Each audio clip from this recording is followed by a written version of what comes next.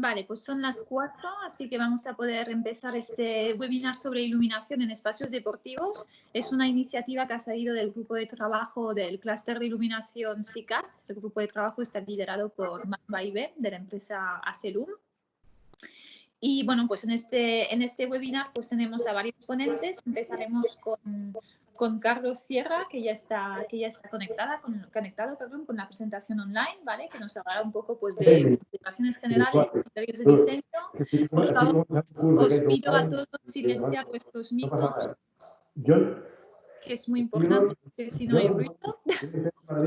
Bueno, seguido tenemos con Jordi Puig. Ahora les silencio. Bueno, i demà ja veurem. D'això, ben per Madrid.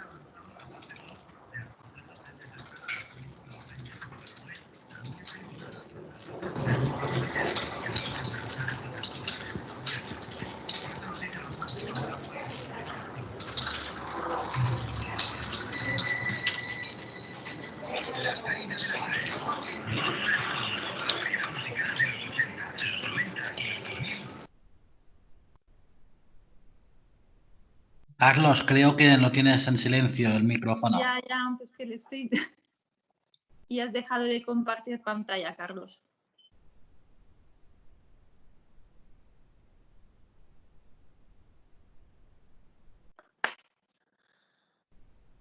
A ver, lo vamos a solucionar. Vale, pantalla ok. El sonido, Carlos, que no te escuchamos. Te tienes que dar al micro. Hola, ¿se me oye ahora? Sí, perfecto. Ahora sí.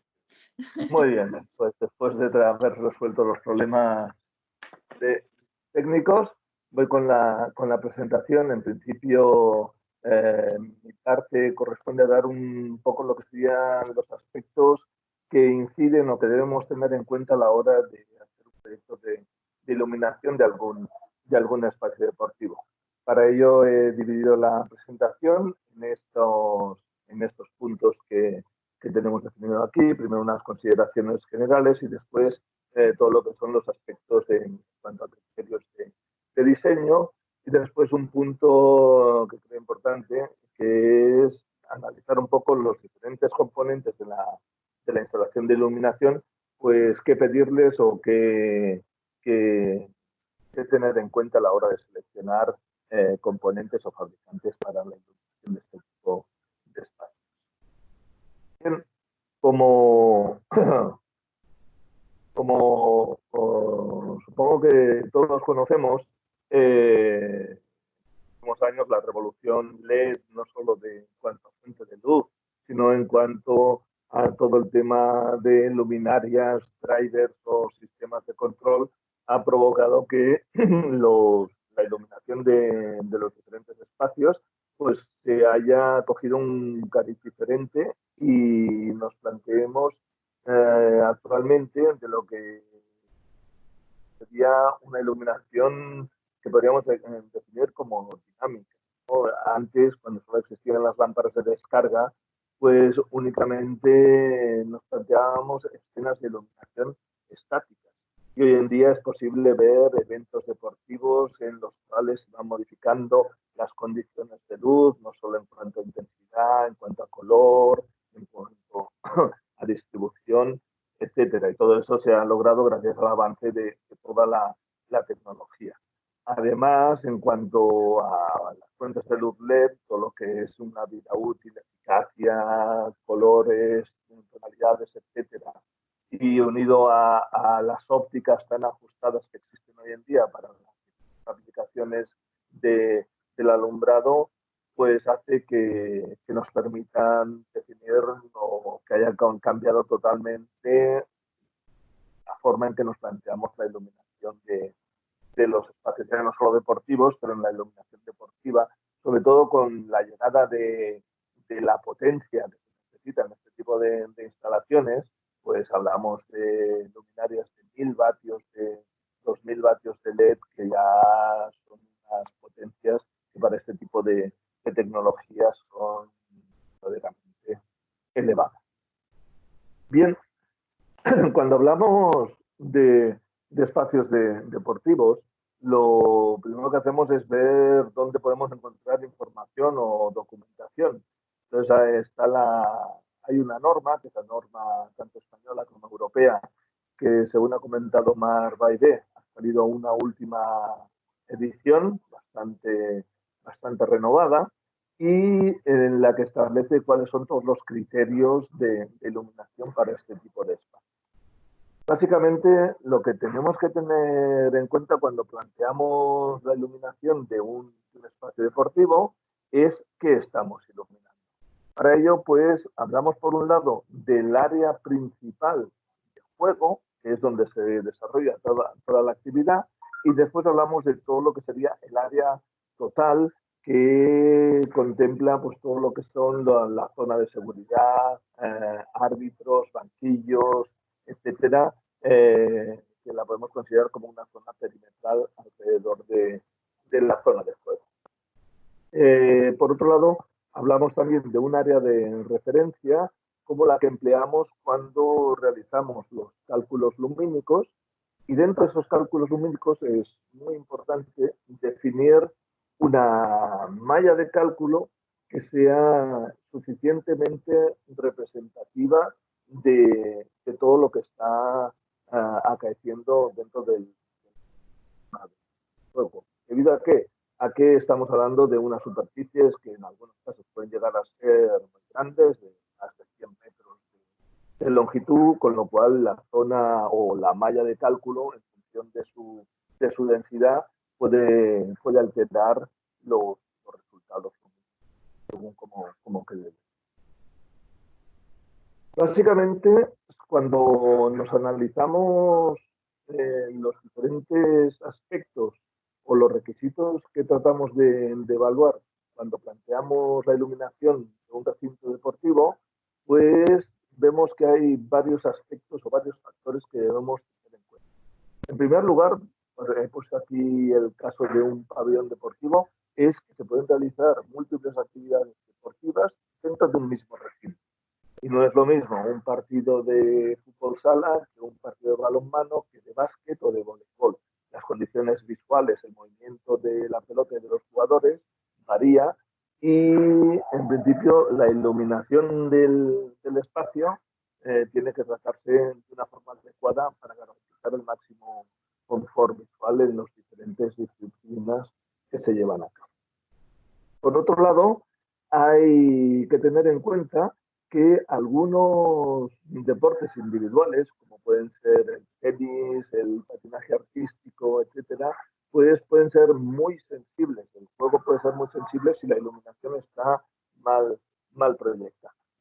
Y después tenemos también una interacción con otros objetos, como pueden ser paredes, superficies, el propio terreno de juego, techos, aportación de luz natural o la propia estructura de la instalación deportiva, que hace que tenga que tener en cuenta a la hora, sobre todo, de distribuir y orientar los diferentes puntos que vamos a instalar en el espacio.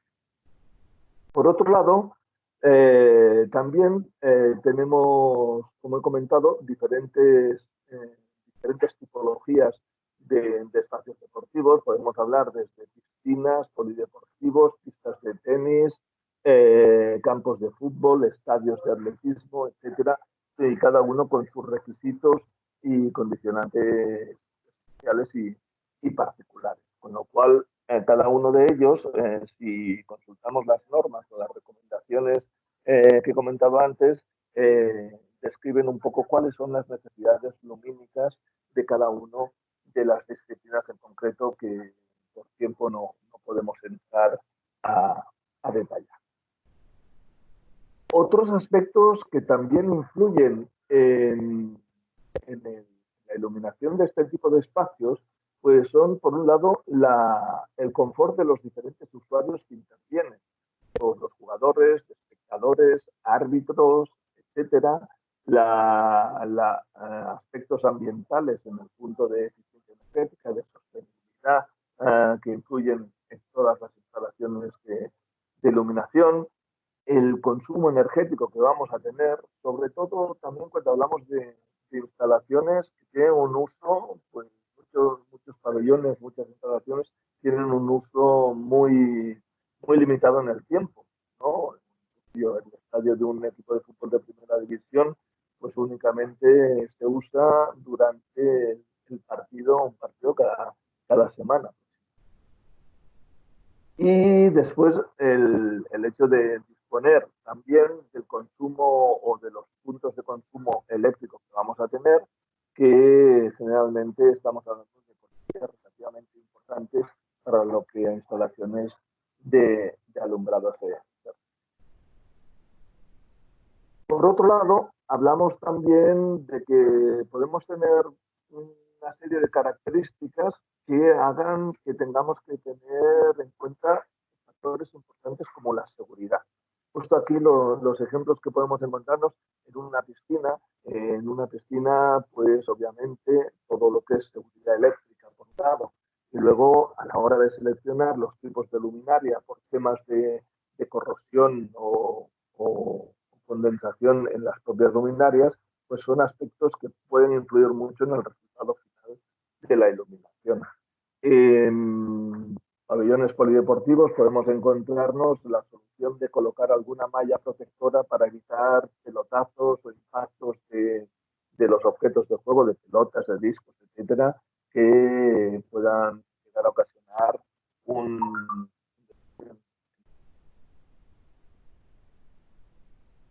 ¿Qué caracteriza básicamente a la iluminación deportiva? Pues básicamente tenemos estos tres puntos clave que hacen de este tipo de iluminación un caso bastante especial.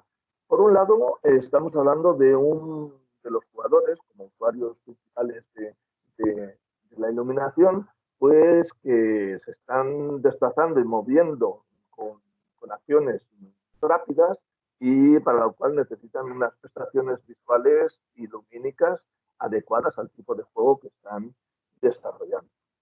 Por otro lado, también estamos hablando de que muchas veces el objeto principal del juego, una pelota, un disco, una pluma en badminton, etcétera, o una pelota de ping-pong, estamos hablando de objetos muy pequeños que se mueven a gran velocidad y hace que la iluminación deba proyectarse de una forma adecuada. Y por último, también tenemos otra de las características que estamos hablando de 3 dimensiones. Casi últimamente tenemos como en las futuras recomendaciones, casi le da más importancia a los planos verticales que a los planos horizontales. ¿Por qué? Porque el poder ver dónde va una pelota de básquet o de voleibol, el poder identificar bien a los jugadores, etcétera, hace que la parte vertical de la iluminación cobre una importancia elevada en este tipo de instalaciones. A partir de ahí, pues hablamos también de las diferentes zonas o de los diferentes espacios que podemos encontrar dentro de una instalación o de un recinto deportivo. En primer lugar, hablamos de que no solo hay que considerar la zona propia de juego, la propia pista de juego, sino también a la hora de iluminar, considerar toda la zona perimetral que se denomina la zona de seguridad y que influye también en el desarrollo del juego. Por otro lado, en una piscina también es importante el identificar, o desde el punto de vista del volumen submarino que en la piscina, de natación organizada en campeonatos de natación, es importante poder percibir lo que ocurre allí dentro. Cada vez también es más importante el considerar que puede haber una retransmisión por televisión de un espacio deportivo. Las cámaras de televisión son casi más sensibles que el ojo y necesitan de unos requisitos casi más exigentes que los que podemos decidir cuando hablamos solo de personas. Hay espacios, como comentaba anteriormente, particulares, como puede ser la zona de banquillos, la zona destinada a árbitros, etcétera, que debe considerarse también como elemento de tratamiento. Y obviamente, cuando se da el caso, las gradas o los espacios destinados a los espectadores deben tenerse en cuenta también para considerarlos a la hora de analizar el volumen que estamos viendo. ¿Dónde podemos encontrar o qué criterios seguir para iluminar este tipo de espacios? Básicamente podemos encontrar una norma, que como he comentado antes es una norma europea y española, que es la 12193, que habla de la iluminación de instalaciones deportivas. En esta norma nos podemos encontrar todos los criterios para iluminar este tipo de espacios y además para cada una de las disciplinas deportivas que podemos encontrarnos, cuáles son los requisitos lumínicos mínimos exigidos. ¿En función de qué? Ahora lo veremos, del tipo de competición de que estemos hablando. Si esto obviamente no será igual si estamos entrenando que si estamos realizando un partido de competición. Por otro lado, si nos podemos encontrar con instalaciones deportivas interiores o exteriores, y estas, al ser instalaciones de iluminación, están sujetas a la reglamentación aplicable. Aquí podemos encontrar tanto el Código Técnico de Edificación en la sección H3, que hace referencia a la eficiencia energética de instalaciones de iluminación, pues tener en cuenta las consideraciones que allí se describen. Y si estamos hablando de instalaciones exteriores, obviamente tener en cuenta el reglamento de eficiencia energética en instalaciones de alumbrado exterior, o en caso de que sean diferentes autonomías, tipo Canarias, Cataluña, etcétera, las leyes de protección del cielo que puedan aplicarse en este tipo de instalaciones. Son los principales aspectos legales y normativos que deben tener en cuenta para ejecutar un proyecto de iluminación. Así, ¿en qué nos basamos para definir la iluminación? Básicamente, pues lo que debemos garantizar es que la actividad deportiva se pueda desarrollar de la misma manera en cualquier punto del terreno de juego. Y eso exige que la iluminación sea muy uniforme a lo largo de toda la superficie del terreno. Por otro lado, hablamos también del nivel de competición del cual estamos hablando, ¿no? Se definen varias clases de iluminación, de más o menos exigentes, en función del tipo de competición de que estemos hablando, ¿no? Si estamos hablando de competiciones nacionales o internacionales, regionales, locales, o si estamos hablando de espacios de entrenamiento o deporte escolar o aficionado, obviamente no serán iguales las necesidades. En ese punto se definen todo lo que son los parámetros básicos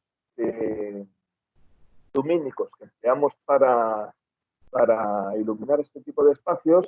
Pues hablamos de iluminancias medias, tanto a nivel de planos horizontales como de planos verticales. Hablamos de uniformidades. Obviamente, definir una malla de cálculo convenientemente dimensionada al espacio que estamos analizando, tener en cuenta también los aspectos cromáticos en cuanto a resolución cromática, temperatura de color que estamos empleando para iluminar el espacio, y uno de los aspectos casi críticos e importantes de este tipo de iluminación es el control del deslumbramiento. Como parámetro se emplea el UGR, según la norma 12464 de iluminación de puestos de trabajo para interiores, o si estamos hablando de una instalación exterior, el índice GR son dos parámetros que se emplean para iluminar. Por otro lado, también nos podemos encontrar que gracias a la tecnología que comentaba al principio de la presentación, podemos definir todo lo que son diferentes escenas, sectorizando espacios, regulando potencias y flujos luminosos para poder adaptar la iluminación a la actividad real que se está llevando a cabo. No es lo mismo hacer un entrenamiento que jugar un partido el fin de semana. Obviamente, soluciones para, además del cálculo del índice UGR, pues controlar los ángulos de apantallamiento o iluminar los planos superiores a las luminarias para reducir el deslumbramiento, pueden ayudar a mejorar la visibilidad en este tipo de espacios. Y contar también con lo que son los diferentes colores de las superficies para que la iluminación de respuesta a una buena percepción de los mismos durante el desarrollo del juego. ¿Qué otras consideraciones también debemos tener en cuenta? Pues obviamente estamos hablando de una instalación de iluminación que puede ser tanto exterior como interior y sometida, como puede ser el caso de una piscina, a solicitaciones importantes, con lo cual debemos definir tanto en cuanto a materiales como índices de protección o índices de impacto los adecuados a aquel tipo de espacio. Generalmente también ocurre que las instalaciones de iluminación deportiva son de difícil accesibilidad, sea en un pabellón deportivo o en un estadio. La accesibilidad a los componentes de la instalación es difícil y hay que prever dónde se van a instalar para poder hacer las operaciones con los menos problemas o de la forma mejor. Tenemos que tener en cuenta también que pueden darse ciertas consideraciones con deportistas con insuficiencia visual, pues debemos tenerlo en cuenta. Y obviamente, cuando estamos iluminando un espacio deportivo, tanto la iluminación y señalización de emergencia como todos los espacios auxiliares que consideramos en una instalación de este tipo, como son estos que se describen aquí, deben también ser iluminados de la forma adecuada. Para ello, pues podemos consultar tanto el Código Técnico de Edificación como las normas que he mencionado anteriormente para iluminar.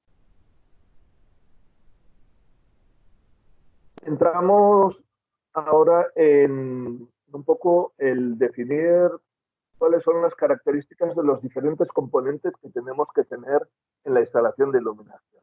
Hablamos básicamente de luminarias, de la propia fuente de luz LED y de los drivers.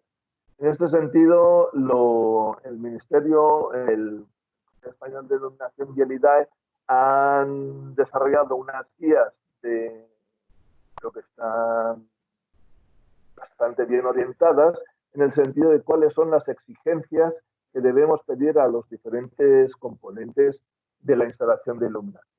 Básicamente, encontramos una guía de requerimientos técnicos exigibles para luminarias con tecnología LED de alumbrado exterior y lo mismo para alumbrado interior, por un lado. Y por otro lado, el reglamento de eficiencia energética en alumbrado exterior y el propio Código Técnico de Edificación incluyen unas partes en las cuales se definen las exigencias de los componentes de la instalación. A grandes rasgos, pues un poco las exigencias que deberían pedirse tanto al propio fabricante, pues son un poco estas que comento aquí, que tenga un sistema de calidad implantado, que tenga un sistema de gestión ambiental también acreditado, que disponga de un catálogo importante de sus productos, que las fichas técnicas de los productos que proporciona sean las que realmente proporciona el producto, que disponga de las diferentes certificaciones y ensayos expedidos por laboratorios de renombre acreditados que den o que proporcionen la garantía de fiabilidad que ese fabricante tiene para poder prestar productos a este tipo de instalación. Por otro lado, cuando hablamos de la luminaria, pues las condiciones que debemos exigir a una luminaria, pues en primer lugar es que disponga de la fotometría adecuada a la iluminación de este tipo de espacios, que la fuente de luz cumpla también con los efectos de color exigidos, que la protección eléctrica de la luminaria sea la adecuada a aquel tipo de espacios. Pensemos, por ejemplo, en piscinas o en polideportivos escolares donde hay niños que pueden llegar a alcanzar las condiciones de la instalación, que la vida útil de la luminaria sea la que realmente exponen en sus catálogos.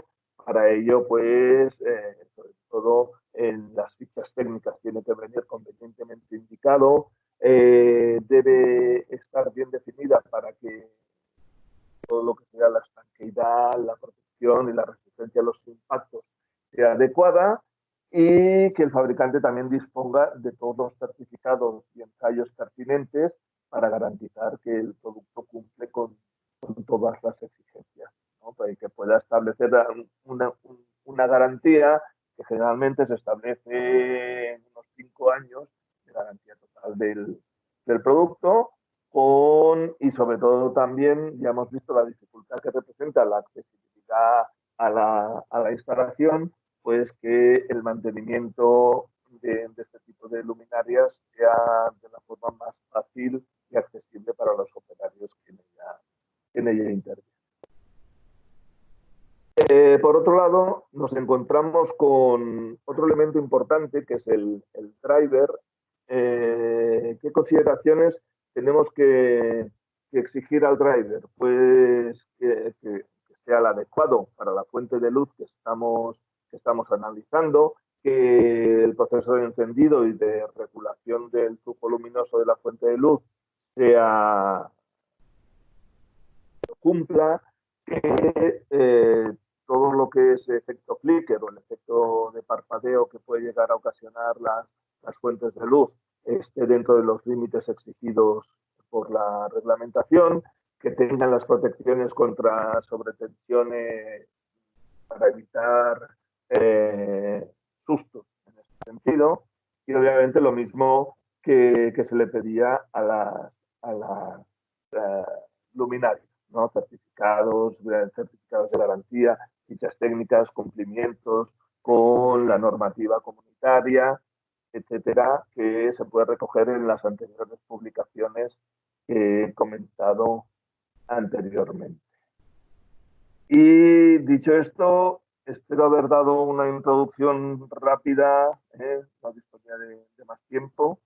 Y nada, si hay alguna pregunta, me espero hasta el final y paso la palabra al siguiente ponente. Muchas gracias. Gracias, Carlos. Las preguntas las podéis pasar por el chat, ¿vale? Luego, si tenemos tiempo, ya las pasaré a los ponentes. Marc, si puedes compartir tu presentación ahora.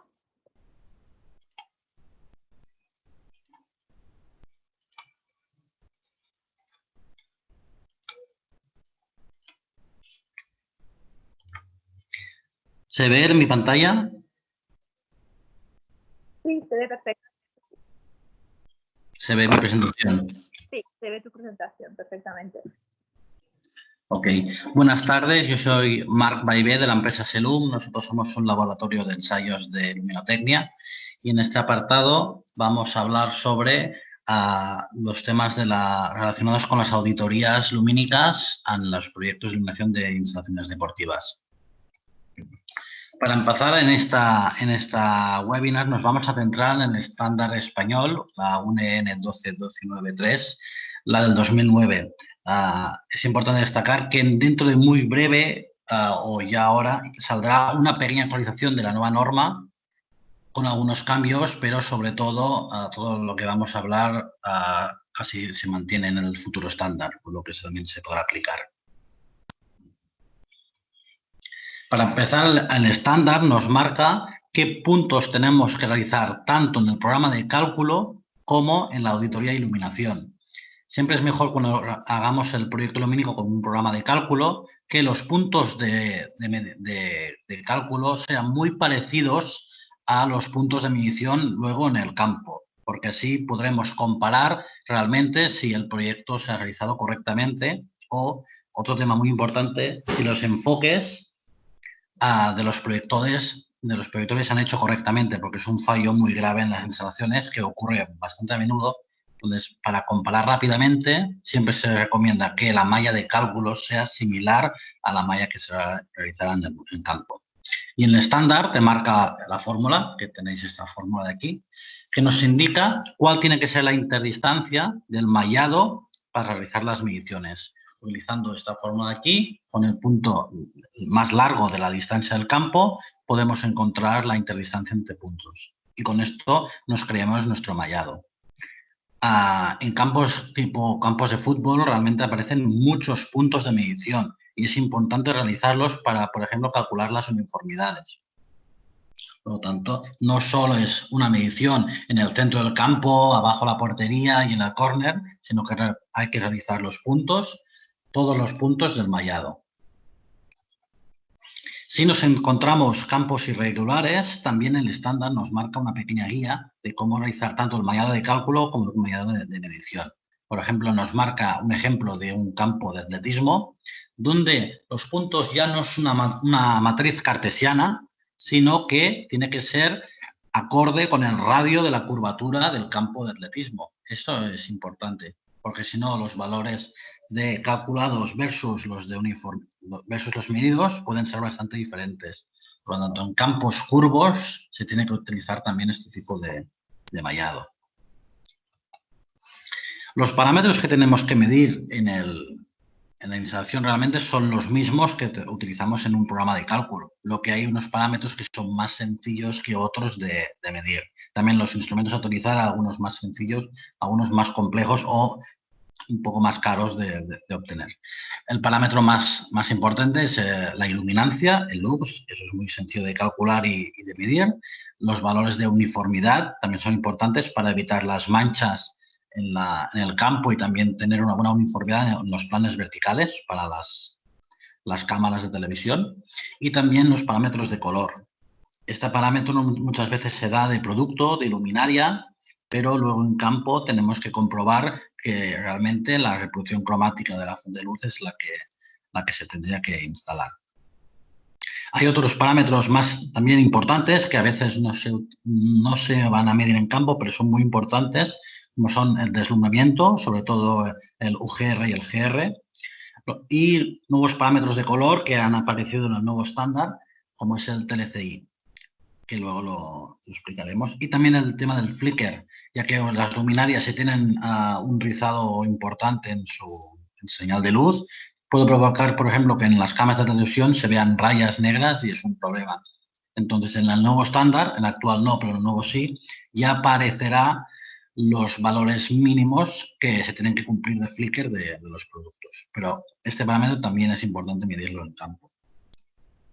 Para empezar, la iluminancia, el lux, como hemos dicho, la podemos definir como es la cantidad de luz que llega a una superficie, la cantidad de luz que llega, no que se refleja. ¿De acuerdo? Es el parámetro más típico que utilizamos más en nuestro sector y los valores de iluminancia los podemos medir o representar en diferentes geometrías.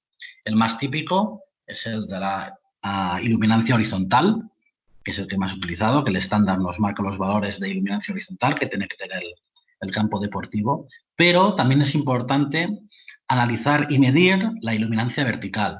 Este es un parámetro muy importante para tener un buen modelado de los jugadores al grabarlos con cámaras de televisión y para que los espectadores los vean correctamente. Por lo tanto, siempre hay que poner planos verticales para analizar los niveles contra la cámara y para los espectadores. Estos niveles también se tendrán que realizar las mediciones en campo. ¿Cómo realizamos las medidas de iluminancia en un campo deportivo. El estándar nos marca que las medidas se tendrán que realizar en el suelo, pero es verdad que hay otras normativas, por ejemplo, como UEFA, algunas normativas en Sudamérica o en Asia, que nos indican que se tiene que medir a 1 metro de altura. Para realizar estas mediciones, primero tendríamos que hacer el mallado y en cada punto tendríamos que insertar nuestro luxómetro a 1 metro de altura, por ejemplo, utilizando un trípode, como se ve en la imagen. Consideraciones importantes son, por ejemplo, que el usuario, el técnico que realiza la medida, no tiene que hacer sombra al aparato. Esto es importante. Entonces, siempre se tiene que intentar estar separado de la luz directa, luminarias a sensor, para no hacer una medida aberrante. Entonces, siempre se tiene que estar o abajo del sensor o bastante separado para no hacer sombras. El otro parámetro es la iluminación vertical, como hemos dicho, que es tan importante para el tema de las cámaras. Dependiendo de la norma o el estándar, nos marca que la altura tiene que ser de 1 metro. En el nuevo estándar nos marca 1,5 y ya en UEFA y en Liga nos marca también que la medida vertical es de 1,5 metros. Para realizar la medida con un luxómetro es muy similar a la medida de iluminación vertical, horizontal. Es insertar el trípode y la célula del luxómetro tiene que estar mirando hacia la cámara. Y si no tenemos la ubicación de las cámaras, tenemos que hacer las medidas en los 4 ejes respecto al eje vertical. Entonces, vamos moviendo en rotación el luxómetro y vamos realizando las medidas de iluminancia vertical en los 4 puntos. Otro parámetro importante, una vez hemos realizado el mallado y los valores de iluminancia, es el cálculo de la uniformidad. Este parámetro es muy importante para que no haya manchas en el campo y haya problemas en el campo de juego y para los espectadores y las cámaras de televisión. Esto, al hacer un proyecto, es muy importante. Como podemos observar, uno se ve con una uniformidad mejor y el otro ya empezamos a ver manchas. ¿Cómo hacemos el cálculo de la uniformidad? Eso, insertado aquí la fórmula, que es la iluminancia mínima entre la media. Y analizando esta fórmula, por ejemplo, podemos comprender mejor al hacer un proyecto. Vemos aquí que la importancia es tener una buena uniformidad, valores uniformes en todo el campo. Valores muy altos nos afectan, pero el valor que nos afecta más es el valor mínimo. Por lo tanto, siempre tenemos que atacar a los valores mínimos que tenemos en el proyecto y que la auditoría se tienen que comprobar. Normalmente los valores más peligrosos son en el centro del campo, a los laterales del centro del campo son los valores más complejos y también esquinas y en portería. Siempre son los valores más críticos.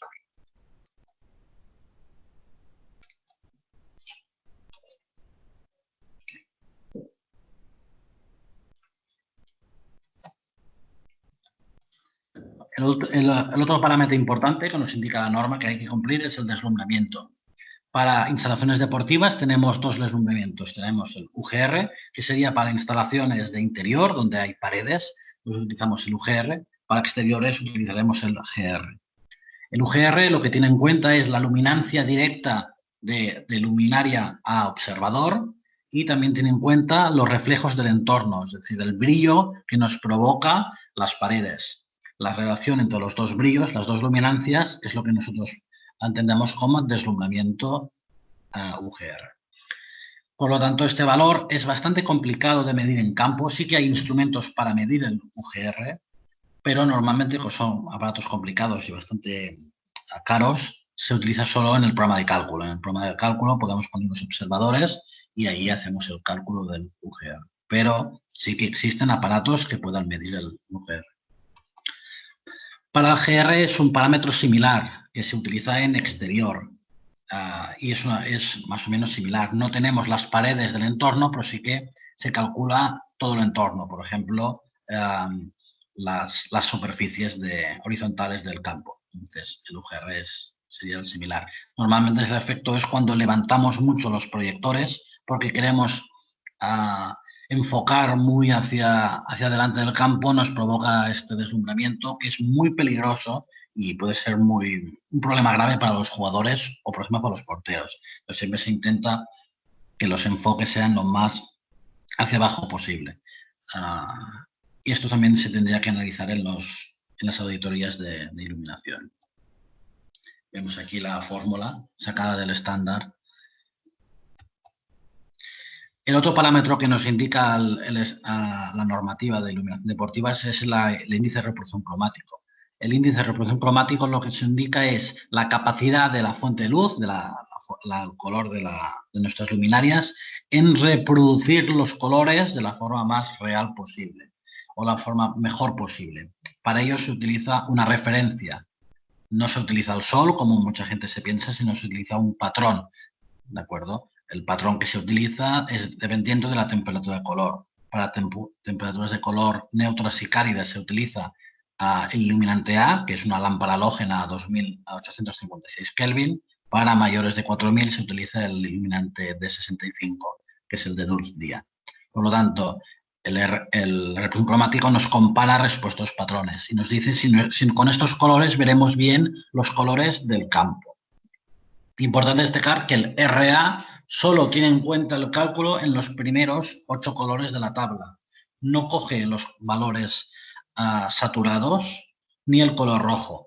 Por tanto, esto es un problema porque podemos tener una luminaria con un buen RA, pero una mala reproducción en el rojo. Y siempre es importante analizar todos los colores, no solo el RA. Pero el estándar solo nos obliga a tener un buen RA, no los otros colores. El tema del patrón. El nuevo estándar nos presenta otro parámetro. El RA va bien para predecir el buen color que veremos de los objetos con esta fuente de luz, pero no tiene en cuenta la cámara de televisión. Entonces, se desarrolló otro parámetro que es la capacidad de la fuente de luz en reproducción de los colores a través de una cámara de televisión. Y este es el TLCI. Este parámetro nos indica que la capacidad de reproducir los colores de nuestra fuente de luz, pero viéndolo con una televisión. Entonces veremos si viéndolo nosotros en una televisión, viéndolo en nuestra casa con la televisión, si veremos bien los colores del campo, del césped de los jugadores. ¿De acuerdo? Es un parámetro muy similar al RA, pero con un cálculo un poco distinto. Es muy parecido. Normalmente las fuentes de luz que tienen una buena RA también tienen un buen TLCI, pero en algunos casos puede ser distinto. Pero siempre se recomienda mirar los dos valores. Otro parámetro muy importante que aparece en el nuevo estándar es el tema del flicker. El flicker es el parpadeo de la luz, no el parpadeo visible, sino el invisible. Este parámetro es importante porque luego las cámaras de televisión, si el producto tiene mucho flicker, veremos estas rayas negras. El nuevo estándar sí que nos limita los valores de flicker que tiene que tener nuestro producto. El parámetro más importante es el porcentaje de parpadeo, que es la modulación, como la onda del rizado de la luz, si es muy fuerte o es muy estrecha.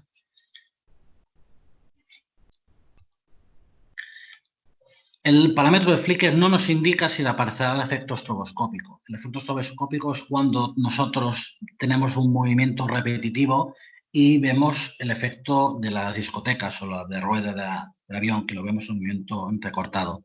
Este parámetro es muy importante, pero al final no se ha decidido incluir en el estándar de alumbrado deportivo. Pero en algunos pliegos sí que se está empezando a poner. Entonces, puede ser que tengamos que medir o el índice de flicker o también el SVM, que es el parámetro de si nuestra fuente de luz da o no el efecto estroboscópico. Aquí vemos el ejemplo de una señal. Esto sería la señal de la luz de nuestra luminaria. Vemos que la luz, el nivel de iluminación está entre el 100% y luego baja hasta el 40%. Y tiene este rizado constantemente. Esto es el flicker, este rizado de señal. Y vemos que este tipo de fuente de luz nos genera un porcentaje de flicker del 48,2%. Por lo tanto, vemos en el gráfico de peligro según la IE 1789 que estaría fuera. Y este producto no sería idóneo para instalaciones deportivas donde se haga retransmisión de televisión, porque podríamos empezar a ver las rayas negras y sería un problema bastante grave. Os pongo el ejemplo de una auditoría de iluminación que me ha podido proporcionar la empresa E4, que damos las gracias. Vemos el ejemplo, como os he comentado antes, de cómo realizar las medidas de iluminación horizontal, la primera. La segunda, cómo se realiza la medida de la iluminancia vertical con el trípode y con el luxómetro puesto en vertical. Y la tercera veríamos cómo se realiza la medición de los parámetros de color con un espectroradiómetro, también en el trípode y evitando las sombras en la medida del instrumento. De aparatos, rápidamente os voy a hacer una pequeña muestra. El más típico es el luxómetro, es para medir la iluminancia. El parámetro más importante que se tiene que tener en cuenta para un luxómetro es el F1'. El F1' es la respuesta espectral. Este parámetro es el más importante porque es el que nos dirá si realmente el fotómetro permite medir el lux de verdad y no esté midiendo energía. Nosotros tenemos una curva de sensibilidad, que es la curva de visión fotópica, y nos indica que en función de la longitud de onda tenemos menos o más sensibilidad. Y esa curva es la que indica esta información. Por lo tanto, el luxómetro no tiene que medir energía, sino tiene que medir energía sensible para nuestra percepción. Y el F1' es el que nos indica este parámetro de aquí. Por lo tanto, siempre que tenemos que adquirir un luxómetro, tenemos que mirar este parámetro, no la precisión, sino la respuesta espectral, la F1', porque nos indicará la calidad de nuestro luxómetro. Os he insertado aquí diferentes parámetros de calidad para que si un día tenéis que adquirir el luxómetro lo podéis mirar. El otro parámetro importante también son los parámetros de color, como son los colorímetros. El colorímetro solo nos indica las coordenadas de color.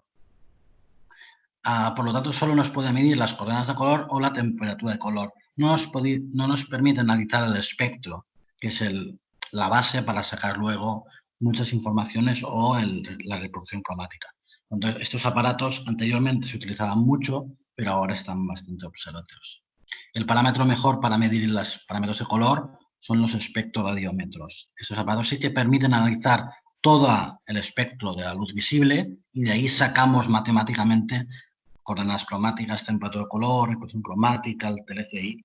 Por lo tanto, estos son los parámetros que sí que se tendrían que utilizar para medir el color. Tenemos otros instrumentos que no son tan conocidos, pero también pueden ser muy útiles, como luxómetros que ya nos hacen medidas de iluminancia vertical o, en este caso, iluminancia cilíndrica. Entonces, ya están preparados para tú ponerlo en el trípode y a la vez te hace las medidas de las iluminancias verticales en todo el entorno. Y aquí os presento instrumentos que permiten analizar el deslumbramiento. Son instrumentos que miden luminancia, pero miden la luminancia global de la imagen. Por lo tanto, de ahí pueden separar la luminancia de vedo de la luminancia de fondo y calcular matemáticamente el GR, el UGR, el TI para carreteras.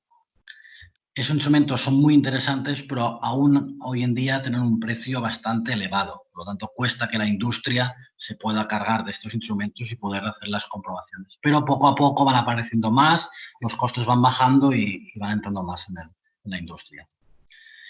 Y para acabar, los medidores de flicker, que es los medidores de parpadeo.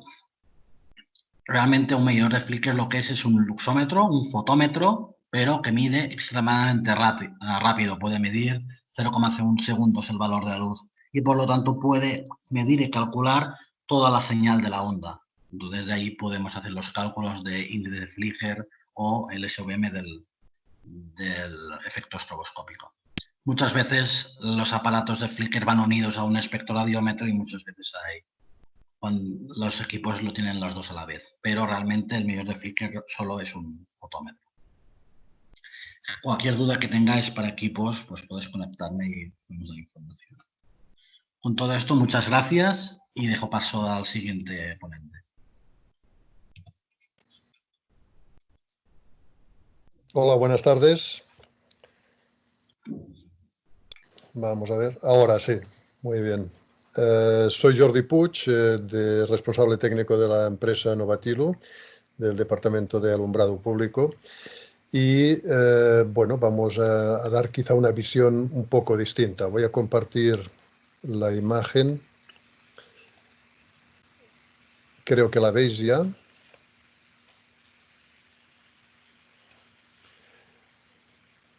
Bien. Yo voy a dar una visión un poco distinta. Agradezco, desde luego, todas las intervenciones anteriores. porque habéis estado facilitando una información muy precisa, tanto a nivel normativo como a nivel de laboratorio, de medidas y de auditorías.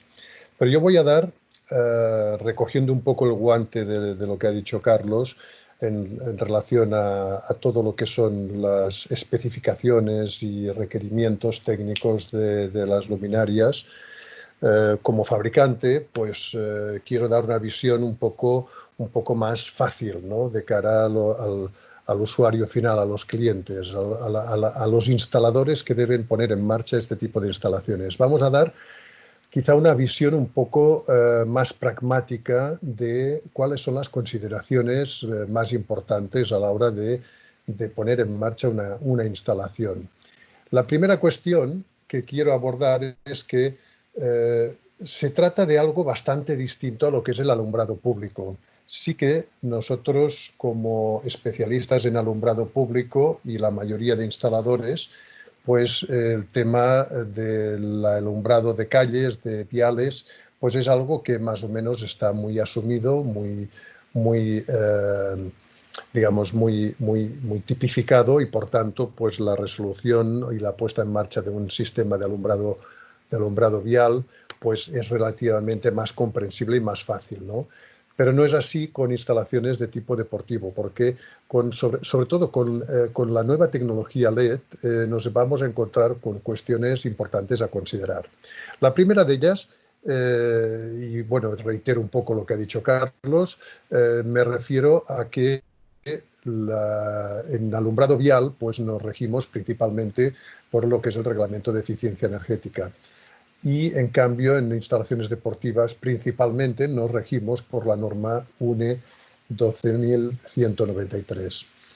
En cada una de ellas pues se regulan pues las peculiaridades de cada una de las instalaciones, sobre todo en la norma de instalaciones deportivas.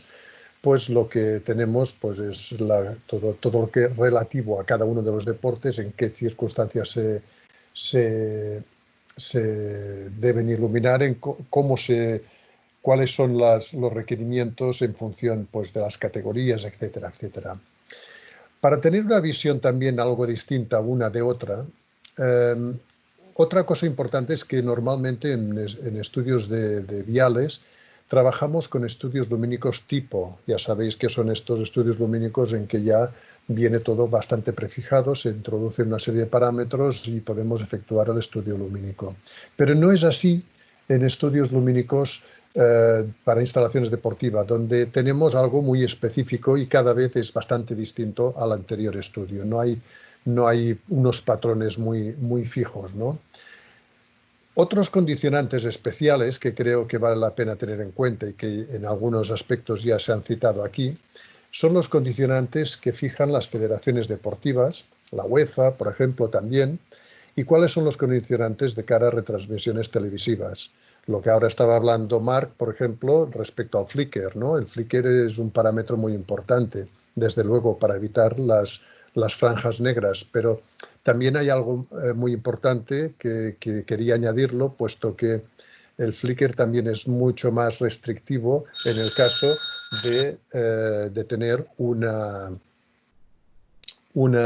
instalación con cámaras, una retransmisión televisiva con cámaras de slow motion, que están filmando a una velocidad mucho más alta, con lo cual este flicker es aún más crítico, ¿no?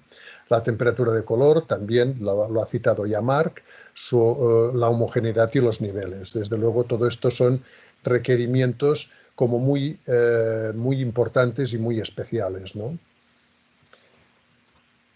¿Cuáles serían los aspectos que considero que debemos tener en cuenta a la hora de poner en marcha una instalación o a la hora de hacer un proyecto?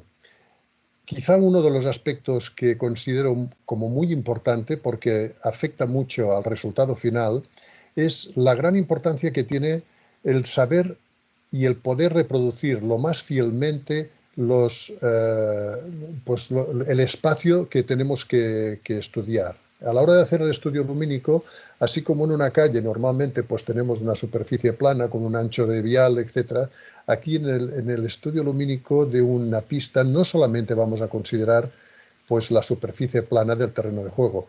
Tiene una tremendísima importancia el saber a qué distancia están las paredes, si hay gradas o no hay gradas, a qué altura está el techo, qué distancia hay entre proyector y el techo, cuál es el índice de reflexión de todas estas paredes, incluso del pavimento, porque de todo ello depende de que realmente al final este estudio lumínico sea realmente coincidente con lo que vamos a medir al final, ¿no?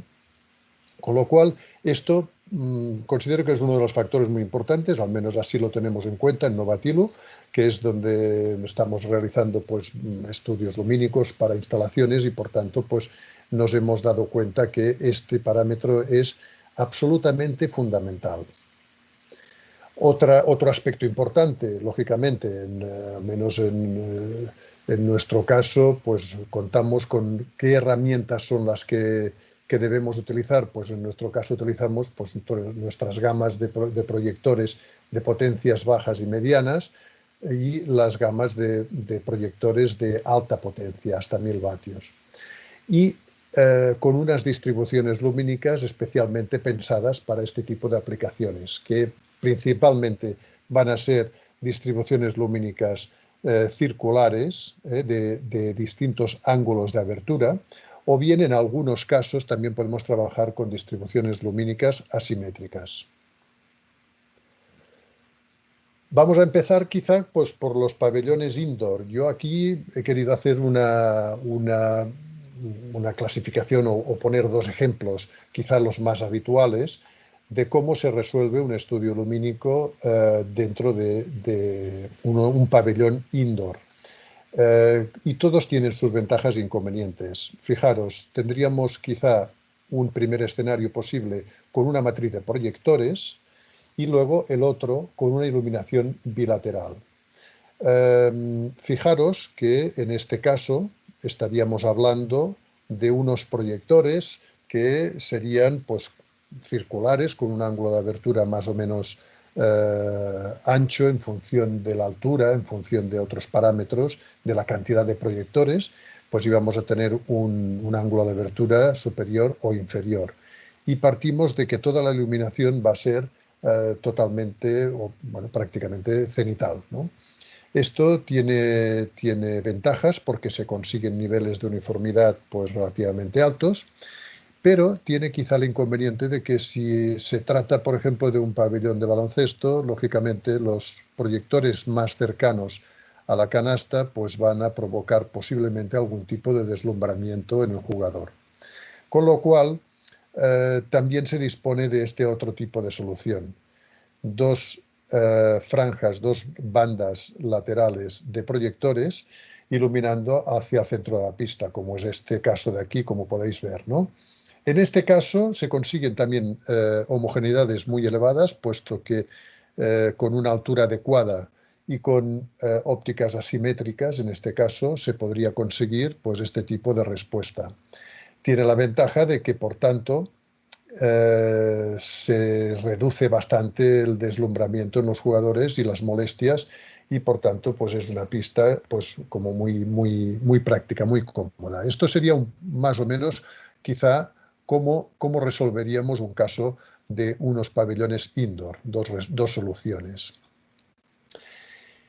En el caso de iluminación de pistas outdoor, he puesto un ejemplo de un campo de fútbol, aunque podría ser una pista de tenis o podría ser cualquier otra pista, ¿no?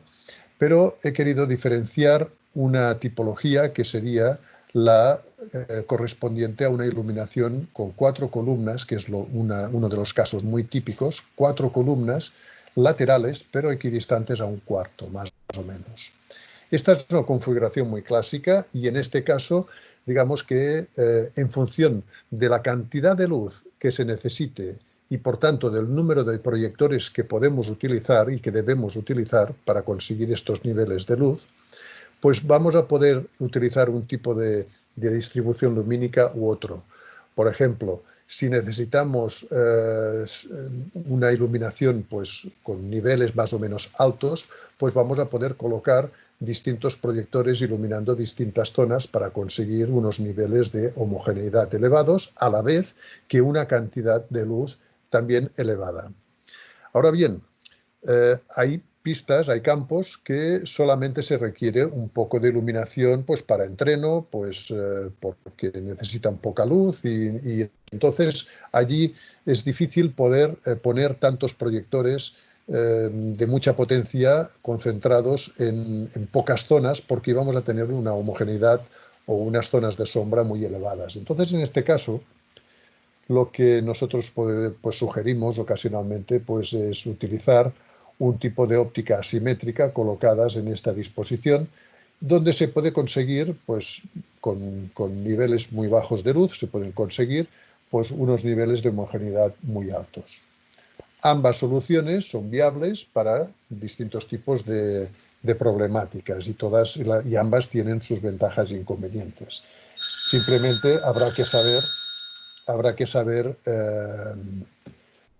pues en definitiva, decidir cuál va a ser la importante, la más adecuada. Otra tipología que hemos considerado interesante es cuando las columnas están en los corners, más o menos alejadas de los corners, pero en los corners. En este caso no hay otra solución que hacer una disposición pues con sistemas ópticos pues, circulares y con ángulos de abertura especialmente estrechos, sobre todo para los proyectores que van a iluminar la zona central, para poder conseguir hacer llegar la luz aquí con la máxima homogeneidad. Este sería, pues, por tanto, otro ejemplo distinto, ¿no? Y finalmente voy a abarcar un poco cuáles serían las consideraciones importantes a tener en cuenta en una instalación. En primer lugar, pues he querido observar las cuestiones mecánicas. Es importante, puesto que la tecnología es distinta, los proyectores quizás son algo más pesados. Por esto los proyectores actualmente, una gran parte de ellos, una mayoría de ellos, pues disponen de los drivers separados del propio módulo de LEDs. Pues es importante tener en cuenta si la columna va a soportar toda la carga que le vamos a poner. Por tanto, es importante conocer las especificaciones de la columna y si va a soportar todo este peso. Otra cuestión importante es que debemos hacer quizá unos soportes especiales, una adaptación mecánica de los proyectores. Será necesaria hacerla porque las dimensiones de estos proyectores e incluso el ángulo de inclinación que deberán conseguir con estos proyectores va a ser muy distinto al que se requería con el alumbrado tradicional. Con lo cual, pues es importante posibilitar que los proyectores se puedan orientar en las direcciones en las que se consiguen en los estudios lumínicos. Con lo cual, pues se va a tener que hacer una dotación de unas adaptaciones mecánicas para soportar todo esto. Otra cuestión importante, creo que todo el mundo por normativa esto ya lo está haciendo, los cables de seguridad, como se puede ver aquí en la fotografía, todas las luminarias deben tener su sistema de seguridad para evitar desprendimientos. Y finalmente, pues la distribución lumínica, lógicamente, esto va, digamos que esto va a condicionar, por ejemplo, dónde se van a colocar cada uno de los proyectores. Es importante conocer cada una de las distribuciones lumínicas para poder ordenar correctamente toda una parrilla de luminarias. Otro aspecto sería las cuestiones eléctricas. Bien, como he dicho hace un momento, tenemos luminarias en que los drivers pueden ir separados del proyector para reducir el peso y el volumen de equipos arriba en la plataforma. Esto significa que nosotros debemos separar el driver de los LEDs. Conlleva pues sus cuestiones técnicas a resolver. nosotros, por ejemplo, pues facilitamos todo tipo de instrucciones para poder efectuar esta conexión correctamente. Desde luego tiene que haber un cableado especial, adecuado, con las secciones necesarias para subir desde el driver hasta la parrilla de LEDs. Pensar que en este caso estamos hablando de tensión continua. Por otra parte, también hay que tener en cuenta si la instalación pues, tiene una distancia de unos 30 metros, que es lo habitual, o máximo 30 metros, pues nos encontraríamos con la necesidad posiblemente de añadir algunos tipos de protectores de sobretensión arriba en la parrilla de LEDs, puesto que cualquier inducción por la caída de un rayo se podría inducir en el cable de bajada y esto estropear los LEDs. Con lo cual estamos ante ciertas necesidades a nivel eléctrico. Luego, por supuesto, pues todo esto dentro de un armario con sus protecciones individuales, más o menos seccionado en función de las necesidades de cada pista de juego. También hay que tener en cuenta las consideraciones en la instalación, las cuestiones ópticas. Debemos hacer una correcta orientación según los parámetros que obtenemos de nuestro sistema de cálculo, ¿no? De nuestro software de cálculo. A partir de aquí nosotros hemos de identificar cada uno de los proyectores, los sistemas de cálculo. He puesto aquí un ejemplo. Tendríamos quizá, pues bueno, este proyector de aquí que estaría en tal posición, que identificaremos en qué posición está, en qué columna está, y también identificamos el punto de irradiación, hacia dónde tiene que mirar. Por eso es muy importante que la forma en que el instalador debe interpretar todo esto es de vital importancia que pueda esto traspasarlo luego a la pista de juego, ¿no? Y para hacer esto, pues dotamos de una herramienta muy necesaria, que es una mira telescópica que se puede adosar a la luminaria para poder orientarla correctamente. Nosotros sugerimos que previamente se sitúen unos conos en el campo y luego, pues, desde la parrilla de arriba se vayan orientando cada uno de los proyectores a su posición. Esto nos da, por supuesto, una gran aproximación al resultado final, aunque siempre es necesario, al final de todo, pues, hacer algún pequeño retoque. Estamos hablando de proyectores de ángulos de abertura muy cerrados y cualquier pequeña variación puede alterar el resultado final. Con lo cual, esto es imprescindible efectuarlo con la máxima precisión, aunque luego siempre es necesario hacer un último retoque. Y finalmente, pues tendríamos otra cuestión importante que es tener en cuenta, que es el control y regulación. Bien, pensamos que dentro de este tipo de instalaciones actualmente es posible hacer una regulación muy apurada para poder facilitar, pues, encendidos, encender solamente una parte del campo, encenderla toda, subir el nivel, bajar el nivel, para conseguir distintas aplicaciones. Para esto nosotros trabajamos, digamos, con las soluciones que en Novatil ofrecemos on-field, que vendrían a ser, pues, basadas en Bluetooth o bien en protocolos DALI. Y siempre, pues, sería, pues, fácilmente, pues, a través de un dongle o directamente con una app o otros sistemas de control.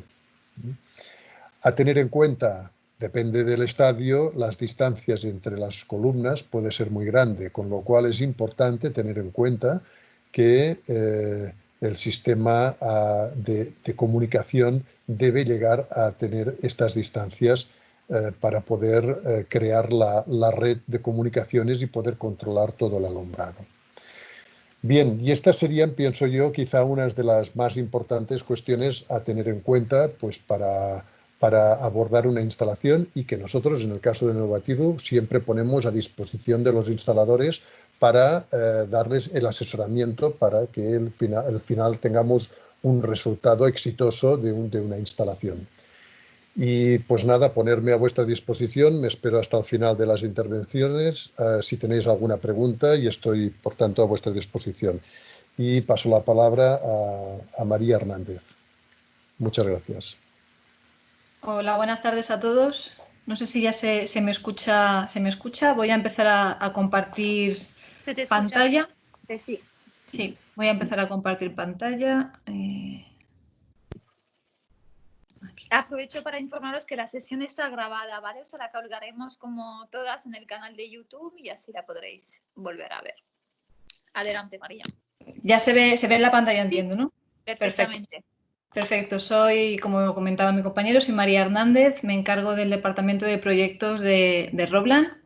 Y bueno, un poquito a colación con todo lo que ya se ha venido comentando hasta ahora, yo me voy a centrar un poquito más quizás en la parte relativa a lo que es el propio proyecto, pero llevado un poquito al siguiente, un poquito más a la parte más competitiva, digamos, a lo que se viene exigiendo en las diferentes normativas en función del deporte que estemos tratando.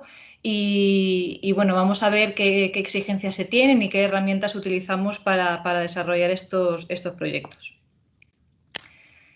Bueno, lo que realmente vamos a ver quizás un poquito todo lo que se ha venido viendo hasta ahora, pero bueno, vamos a ver que alguna cosilla no se ha comentado todavía.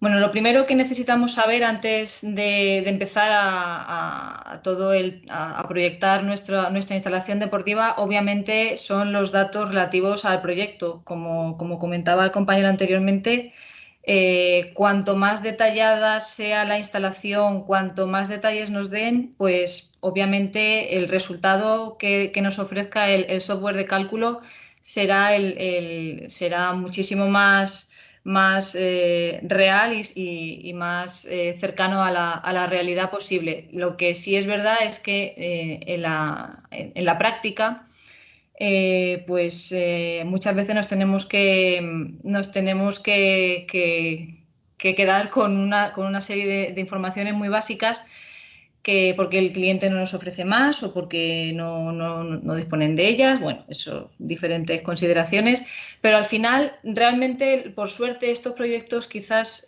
sean los más, entre comillas, sencillos de desarrollar sin una información muy detallada, ¿no? Muy brevemente, lo necesario o lo imprescindible que tenemos que saber para realizar estos proyectos, pues obviamente las medidas del campo, sin ellas pues no podremos hacer nada porque necesitamos saber la superficie exacta sobre la que estamos midiendo. En principio, podría ser hay campos que son de medidas estándar y por tanto quizás no sea necesaria su medida, sino por ejemplo la del pabellón que tenga alrededor o del exterior de la pista en sí, pero en otros casos, como por ejemplo un campo de fútbol, puede variar en función de la competición, ¿no? Los campos menos importantes pues pueden tener una variación en las medidas. En cuanto otra de la información esencial es saber la categoría de competición, puesto que en base a esta categoría luego tendremos el dato de iluminancia media y de uniformidad que tenemos que conseguir en proyecto. Y ya si nos ponemos a ciertos tipos de grados de competición, también podemos necesitar saber dónde están presentes las cámaras de televisión que van a estar retransmitiendo el deporte en cuestión, ¿no? Y por último, el otro punto importante a tener en cuenta siempre pues será la ubicación de las luminarias. Cuanta mayor exactitud tengamos tanto de su ubicación en el campo como de sus alturas, obviamente habrá más precisión en el cálculo y por tanto luego el resultado que tengamos sea más cercano a la realidad. Con esto quiero decir que cada instalación es única y por tanto esa distribución de luminarias y esas orientaciones que vamos a obtener en nuestro software de cálculo va a ser único, va a ser para cada instalación será diferente. Y por tanto no podemos ofrecer un proyecto tipo como tal, no existe ese concepto. Únicamente podemos hablar de ellos quizás en Paddle, porque las ubicaciones de los postes y la altura de los mismos está ya definido, pero siempre será una buena idea y siempre habrá que hacer igualmente un estudio para, por si acaso se puede mejorar, bueno, pues si tiene alguna peculiaridad o por las reflectancias del propio suelo de la pista en particular, etcétera, pues bueno, siempre será necesario realizar igualmente el estudio.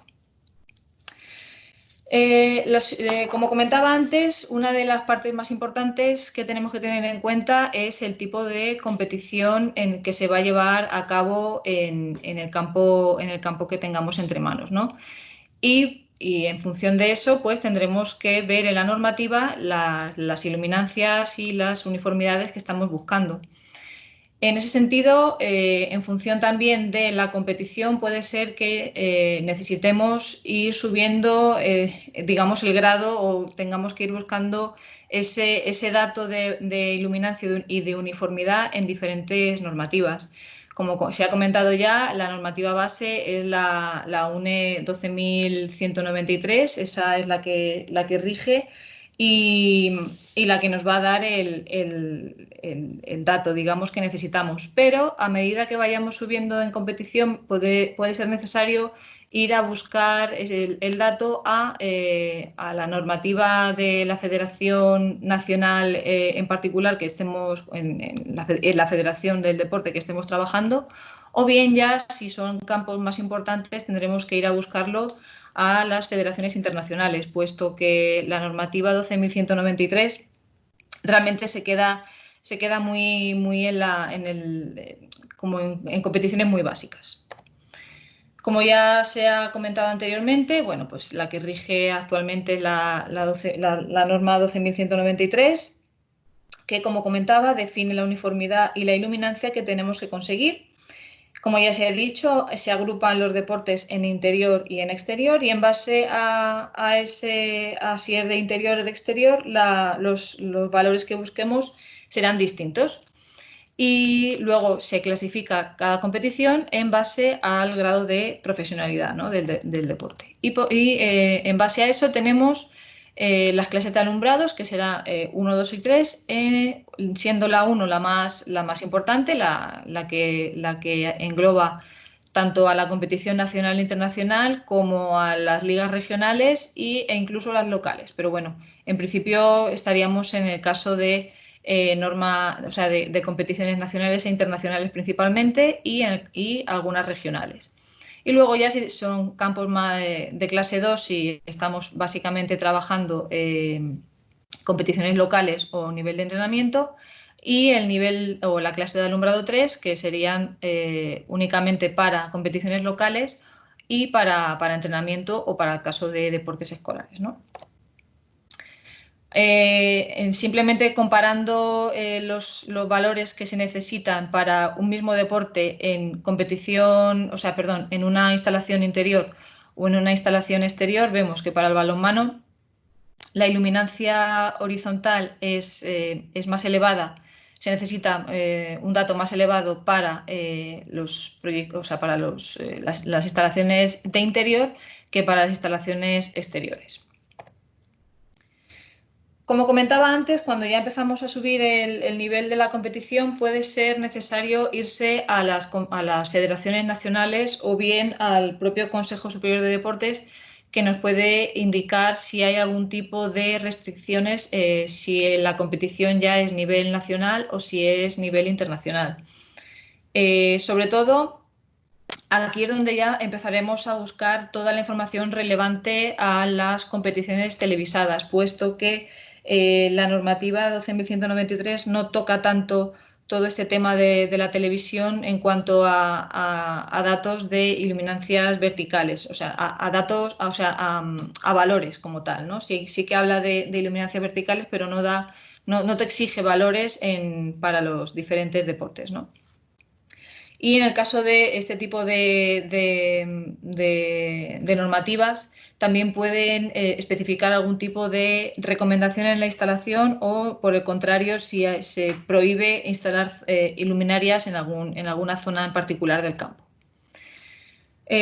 Siguiendo con el ejemplo de balonmano que teníamos antes, este es un extracto de la Federación Nacional de Balonmano.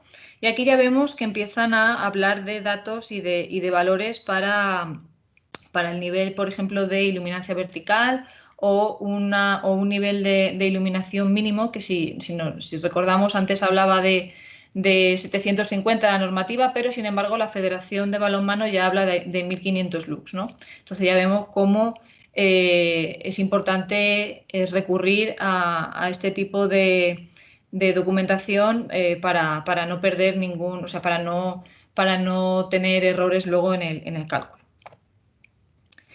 Y ya para incluso mayor competición, hay ciertos deportes que emiten sus propias reglamentaciones y sus propios requisitos para sus deportes, ¿no? En este caso estamos viendo los requisitos que exige la FIFA para realizar o para que un campo sea considerado un campo FIFA.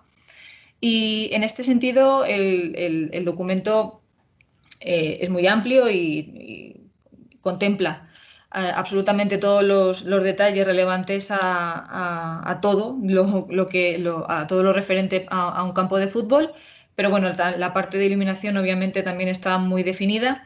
Y lo primero que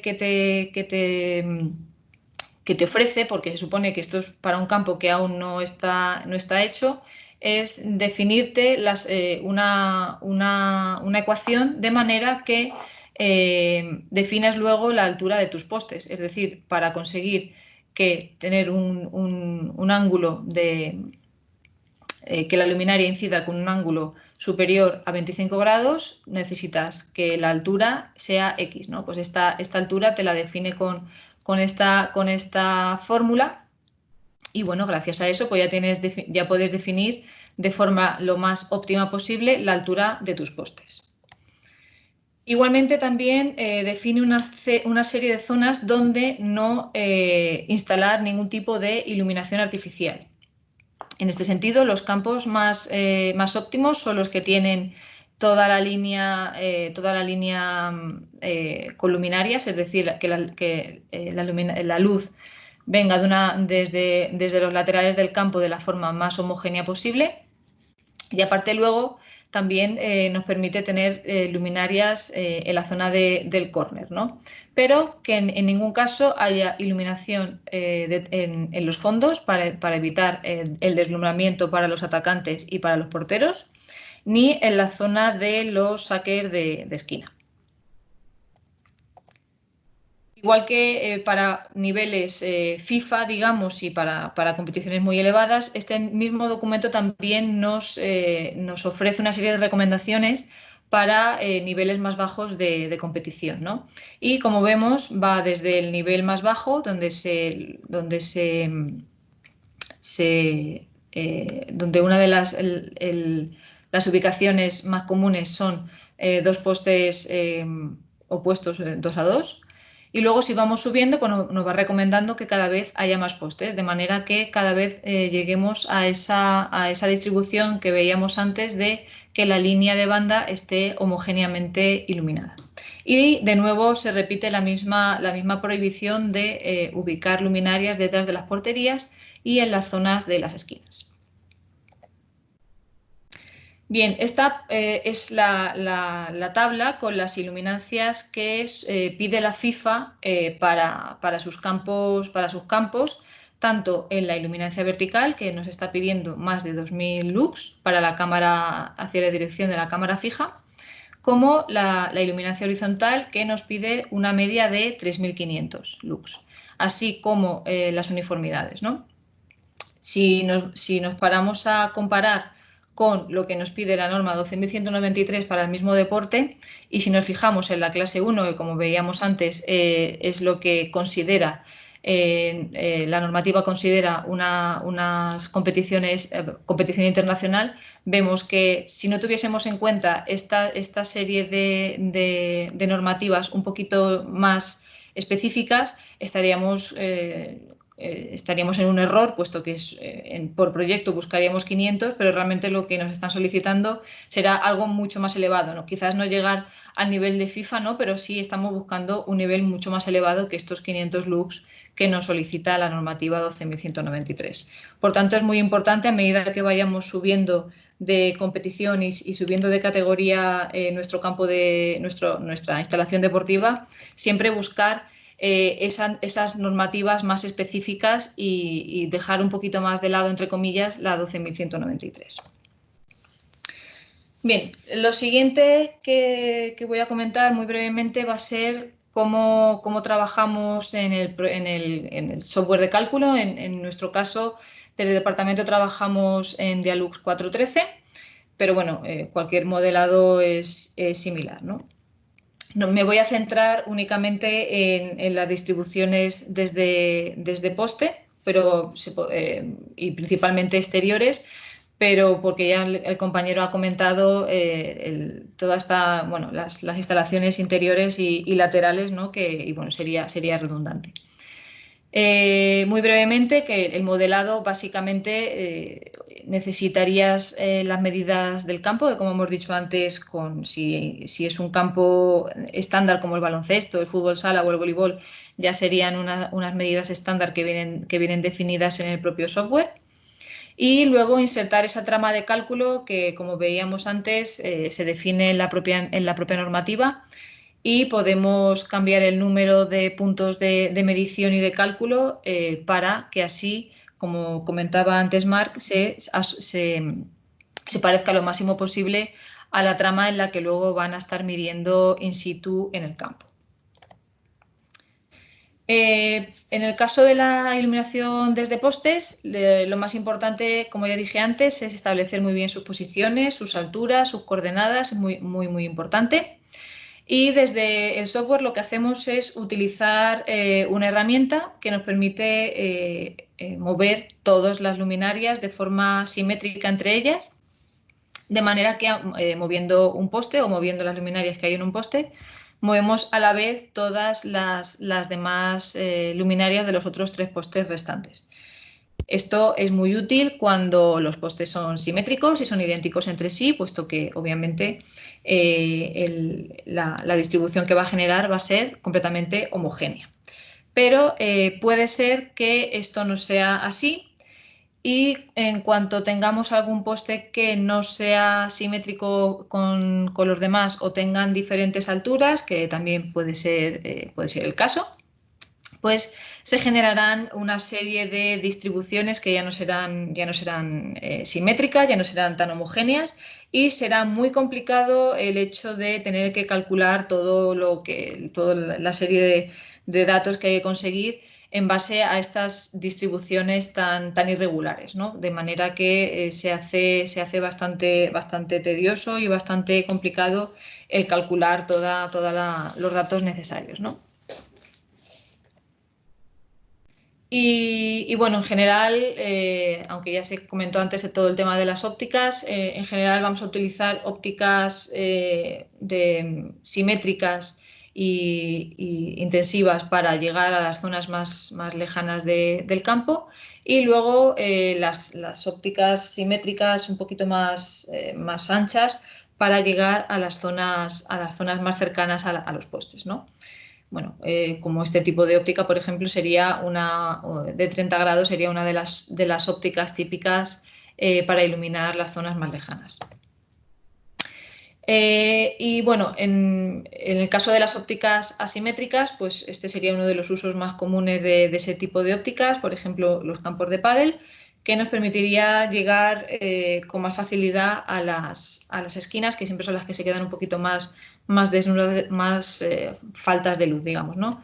Aquí tendríamos 2 campos iluminados desde los mismos puntos y las mismas alturas, unos con óptica perfectamente simétrica y otros con óptica asimétrica, y vemos cómo simplemente con el cambio de óptica cómo llegamos más a esas esquinas sin casi tener que perder luz en el centro y sin levantar tanto los proyectores de manera que haya menor deslumbramiento, ¿no? E incluso en este caso en particular, el proyector incluso que se utilizó asimétrico tenía menor potencia que el proyector simétrico. Lo que pasa es que, claro, para llegar a la media se necesitaba subir la potencia, ¿no? En el caso del simétrico.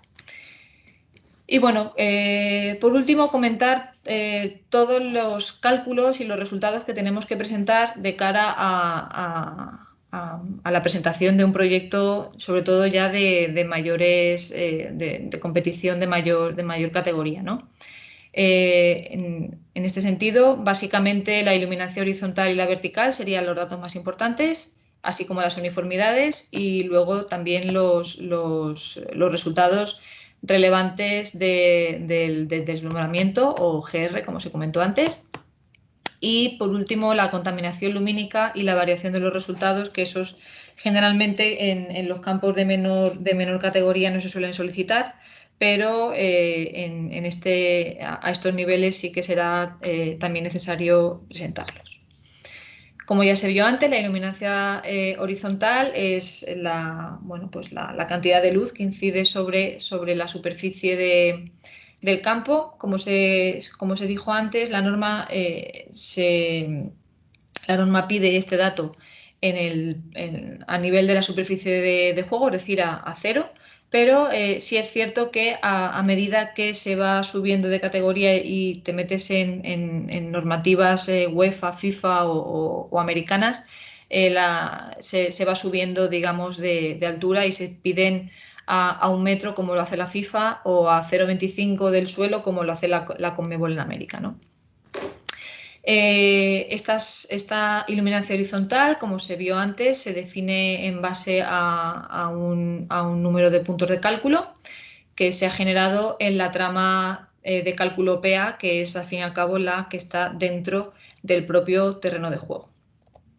Como el resultado que se ofrece sería este tipo de diagrama, este diagrama de isolíneas, con la EM, en este caso, que sería el dato de iluminancia en la horizontal.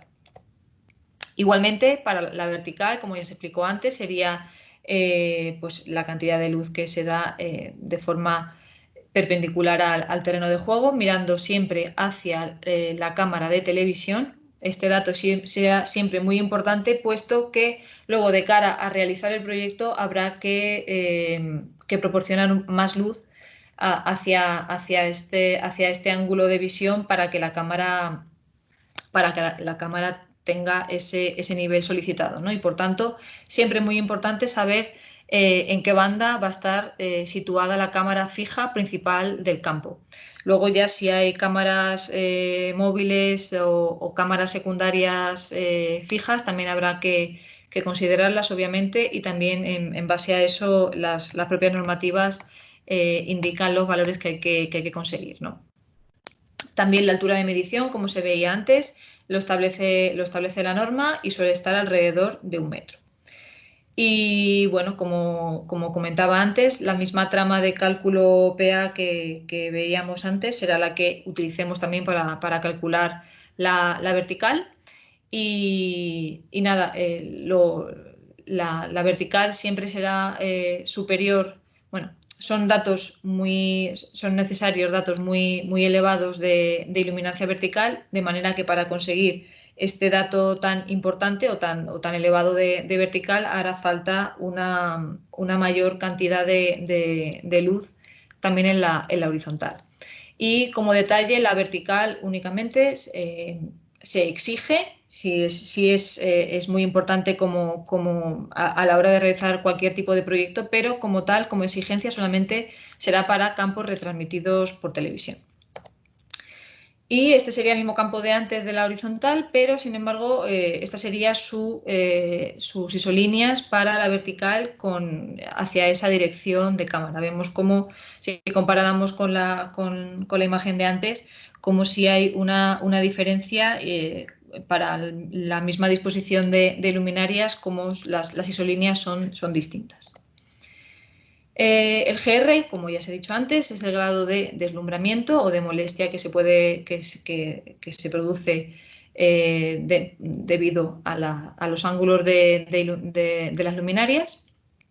Y bueno, en principio lo que se hace en el cálculo es establecer los mismos puntos de trama que se habían generado anteriormente en la PA para calcular las iluminancias, pues se convierten en visualizadores, digamos en personitas que van a estar mirando 360 grados y el programa nos va a ofrecer una medición cada X ángulos de esa circunferencia, ¿no? Y bueno, como cada deporte, digamos, tiene su dato, pero por ejemplo en el fútbol el máximo que se puede conseguir en todo el campo es de 50. Aquí vemos esa trama de cálculo con cada uno de los puntos convertidos en un visualizador GR.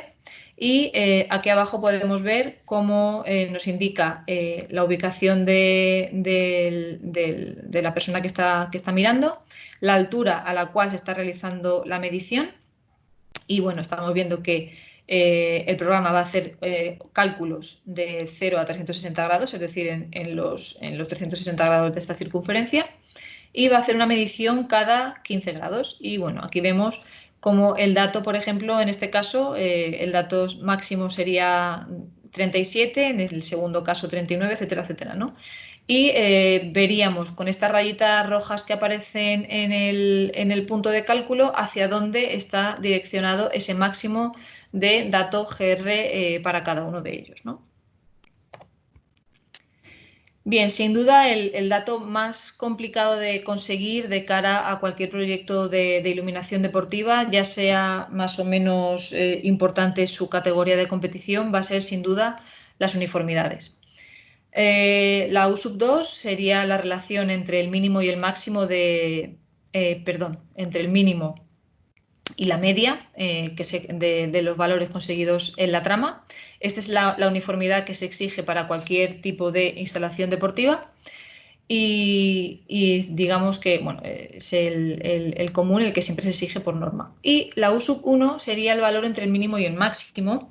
En este caso solamente se exige para instalaciones con eventos televisados, ¿no?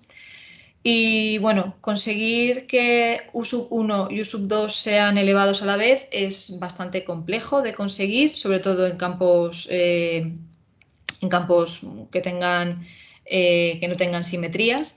Y la máxima complejidad viene cuando, aparte de pedirnos datos elevados de las uniformidades para la horizontal, por ejemplo, nos los pide a la vez en la vertical. En este caso tendríamos un campo en el que se pide una vertical superior a 1200, en este caso se consiguió en 1342. La U sub 2 tenía que ser mínimo de 0,70 y la U sub 1 de 0,60. Conseguir este es relativamente no sencillo, pero más o menos asumible. Conseguir aparte el 0,60 se hizo más complejo. Y luego, aparte de esto, conseguir que la horizontal sea a su vez de 0,80 y de 0,70, pues hacer los dos datos, o sea, perdón, tener estos cuatro datos bien, pues se hace muy, muy complejo. Y bueno, por último, quizás los menos comunes que se exigen en los proyectos deportivos será la contaminación lumínica. En este caso, volvemos otra vez a las recomendaciones FIFA. Sería ver los valores de la iluminancia horizontal y vertical a 50 y a 200 metros del campo. Y bueno, para ello simplemente en proyecto lo que hacemos es simular estos puntos a esas distancias y ver qué datos se consigue, ¿no?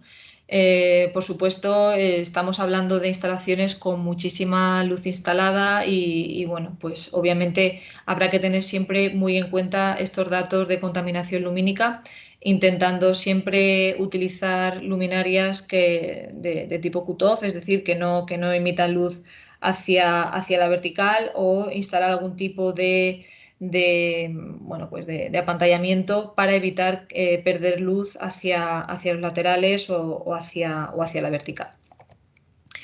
Y por último, la variación de los resultados, que sería otra forma de medir esa uniformidad, pero bueno, de otra forma. Y bueno, básicamente la normativa te exige un dato máximo que no se puede superar y bueno, pues la variación de los resultados al fin y al cabo será cómo varía un dato respecto a los que tiene alrededor, ¿no? En este caso vemos el diagrama que genera el propio programa, ¿no? Aquí le hemos dicho cuál es el valor límite que no podemos sobrepasar. En este caso sería un 30%, es decir, que un valor respecto al siguiente no puede haber una diferencia entre ambos de más de un 30%. Y bueno, vemos que está todo vacío porque no se va a marcar ninguno a no ser que tengamos un valor de estos prohibidos, ¿no? Y también nos marca aquí que el cambio máximo que se produjo en este caso fue del 19%. Entonces, bueno, en este caso el campo cumpliría con la normativa exigida. Y bueno, por mi parte, esa sería de todas las consideraciones que tenemos en cuenta a la hora de realizar proyectos deportivos y sobre todo ya cuando llegamos a ciertos grados ya de complejidad y ciertos grados de competición más elevados. Bueno, muchísimas gracias a todos y a mis compañeros también que han estado hoy conmigo. Muchas gracias, Mar. Nos hemos extendido bastante de la hora. Me imagino que por eso tampoco hay tantas preguntas. Hay una pregunta, un comentario de Jordi Alcalá, que no sé quién quiera contestar, que comenta que en los campos municipales a los cuales yo he podido ver, por desgracia en nuestro sector, no se miran los estudios, al igual que ha pasado con las luces viales. ¿Qué se podría hacer para que esto no ocurra y que pierdas proyectos porque lo hace el amigo del amigo? No sé quién puede contestar a esto, si se puede contestar, es complicado. Tienes que activar el micro, Jordi, si quieres intervenir. Bien, yo creo que, a ver, aquí es una cuestión más normativa que no de amiguismos. A ver, nosotros desde el punto de vista de Novatilu, todo lo que hemos hecho ha sido siempre buscando cumplir con toda la normativa, y de este modo, pues si el cliente final pues confía con nosotros, pues evidentemente termina la operación con una venta, ¿no? Pero siempre partiendo de la base de que vamos a cumplir con las normativas. Los amiguismos, a ver, en mi caso no, a nivel técnico yo no me meto en estos asuntos. Vale. Gracias. Yo creo que es un poco complicado. No sé si alguien quiere comentar. Y si no, como vamos bastante mal de tiempo, paso a la segunda pregunta, que es una pregunta para Carlos Sierra. No sé si Carlos nos escucha, si estás todavía. Sí, vale. Entonces, has hablado del parámetro para evaluar la calidad de un luxómetro. ¿Podrías decirnos qué valor tendría un buen luxómetro y qué valor más? A ver, esta igual iba más destinada a Marc Vallvé que a mí, pero bueno, los luxómetros tienen varias calidades. Hay calidad A, B y C, y luego a partir de la C ya son otro tipo de calidades que en función de la letra que llevan tiene más fiabilidad en la medida. Los luxómetros tipo A se pueden considerar como luxómetros de laboratorio. Los tipo B se emplean algunas veces también en laboratorio, son luxómetros de muy buena fiabilidad, y digamos que como mínimo yo recomendaría un luxómetro clase C. Lo importante de los luxómetros es, por un lado, el que la curva de sensibilidad que siguen, de sensibilidad espectral, sea lo más parecida a la curva de visibilidad del ojo. Y después, el gran problema de muchos luxómetros es la respuesta que tienen, sobre todo abajo, niveles de iluminación. porque es donde muchos de ellos pierden fiabilidad. Por debajo de 15, 10 lux ya empiezan a dar unas lecturas bastante sospechosas en muchos casos, ¿no? Entonces, dependiendo de la aplicación a que se busque al luxómetro, pues se puede buscar más o menos calidad. Esa es mi recomendación en este sentido. Vale. Marc, no sé si quieres añadir algo sobre este tema. No, Carlos lo ha explicado muy bien. En mi presentación he puesto los requisitos de cada clase, como ha dicho muy bien Carlos, para las clases B y C. Pero es importante, lo ha dicho es perfecto, pero que no existen luxómetros para LEDs o para fluorescencia, un factor de corrección para uno o el otro. La cuestión es que un luxómetro con una buena respuesta espectral medirá igual el lux con un LED que con una fluorescencia, con luz día. Un luxómetro con una mala respuesta espectral, un mal F1', cuando midas a un LED te dará un valor y cuando midas su fluorescencia te dará otro valor. Entonces, no será lux. Aquí es el problema, que tú puedes calibrarlo con un patrón, pero si tiene una mala respuesta espectral, luego tendrás una diferencia de valor en el campo comparado con un buen luxómetro. Es el problema. Por eso es un parámetro tan importante al comprar un luxómetro. Una pregunta. Disculpa, solamente quería añadir una cosa, más que añadir, es una pregunta a Marc, incidiendo en este tema. Esto sería para los luxómetros que son de lectura escotópica. ¿Sabes si hay algún tipo de luxómetro, fotópica, para luxómetros para escotópica, para visión escotópica de bajos niveles, como apuntaba Carlos? No, lo mejor es tener un espectroradiómetro que te mide toda la energía, el espectro de la visible, y luego con ese valor del espectro multiplicar la curva de visión fotópica o la mesópica o la curva de la melatonina para factor melanópico, calcular lo de horticultura, que son parámetros par. El espectrómetro es mejor, porque luego por matemáticas te sacas todo, ¿vale? Pero no existen preparados para eso. Si me permites, yo diría que, digamos que todas las magnitudes luminotécnicas, luminancias, etcétera, están definidas para la curva fotópica. Entonces, claro, el medir luxes se miden todos siguiendo la curva fotópica, que luego pasamos a visión escotópica. Tenemos que corregir esos luxes para la visión escotópica, pero por definición todas las magnitudes están definidas para la curva fotópica. Gracias. Vale. Una pregunta para estadios de fútbol y olímpicos. ¿Cuál debería ser la temperatura de color correcta?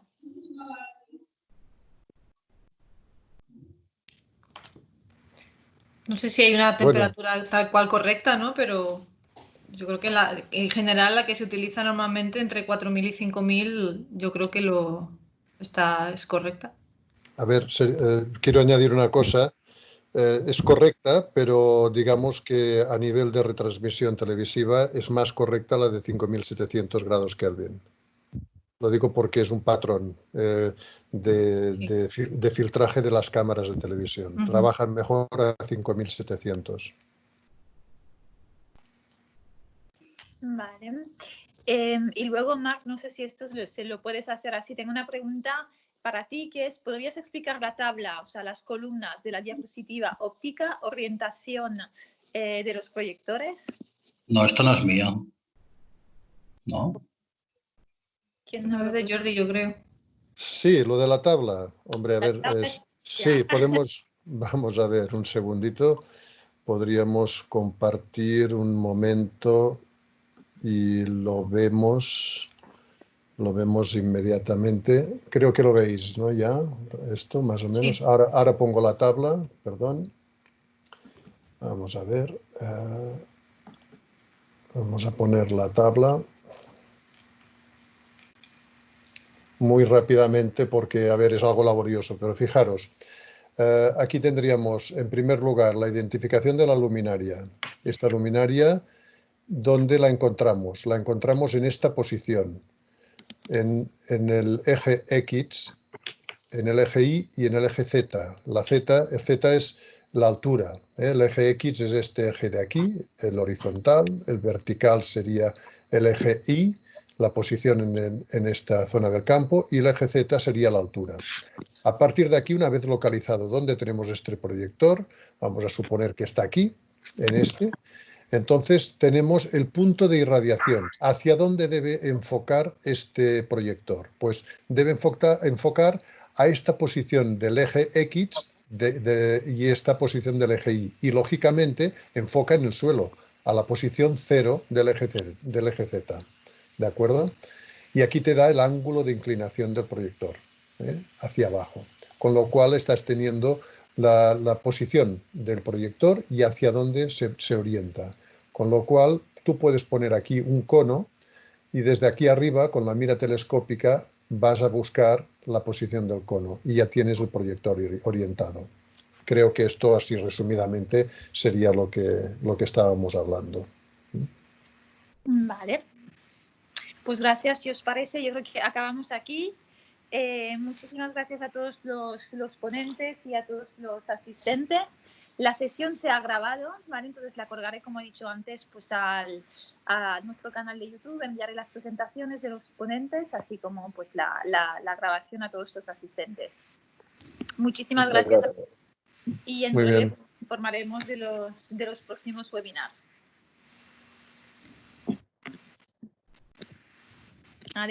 Muy bien, hasta pronto. Hasta luego. Adiós.